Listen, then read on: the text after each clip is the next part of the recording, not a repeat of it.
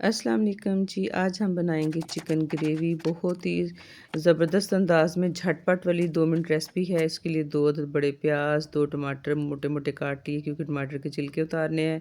3 पाव chicken लिया, उसी में टमाटर प्याज डाल के साथ मैंने डाल दिया जी 2 गिलास पानी, और इसमें डालेंगे हम 1 चाय का चम्मच नमक और इसको ढाँप के पकाएंगे। और साथ ही डाल देंगे एक दालचीनी का पीस छोटा सा, साथ 2 अदद लौंग और एक छोटी मोटी इलायची।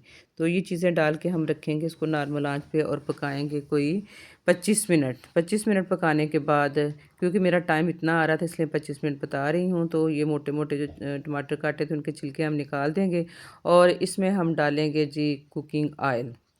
और कुकिंग ऑयल डाल के हम इसकी करेंगे भुनाई।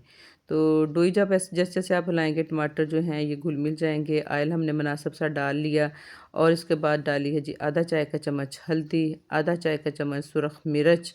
और अब हम करेंगे चिकन की भुनाई।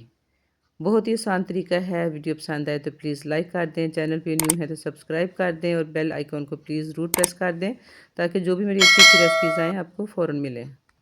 मेरी स्टील की कढ़ाई थी इसलिए मैंने ले लिया स्पैचुला। इससे ज़रा कढ़ाई अच्छी साफ़ होती है, साइडों से जलती नहीं।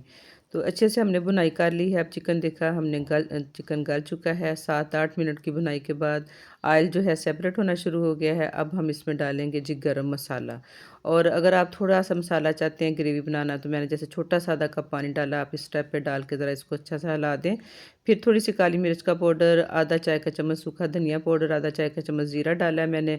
साथ ही मैंने डाल दिया जी सब्ज़ धनिया और इसको किया है अच्छा सा मिक्स। सब्ज़ मिर्चें डालना भूल गई थी, वो भी मैंने कुटी हुई डाल दी 1 चाय का चम्मच। और इसको दे देंगे हम 4-5 मिनट का दम बहुत स्लो आंच पे।